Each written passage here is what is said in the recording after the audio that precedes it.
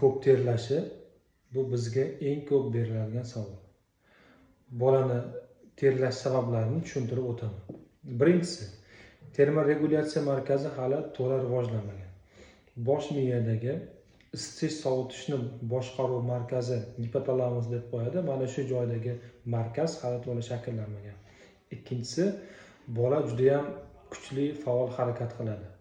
Kuchli faol harakat qilish natijasida bolalar ko'p terlaydi. Chunki organizm qizigandan keyin uni sovutish kerak. Sovutishning eng yaxshi yo'li bu terlash. Uchinchi sabab, bolalarda raxit, D vitamini yetishmasligi. Ayniqsa ensa va peshona sohasida terlash bu raxitning belgisi hisoblanadi.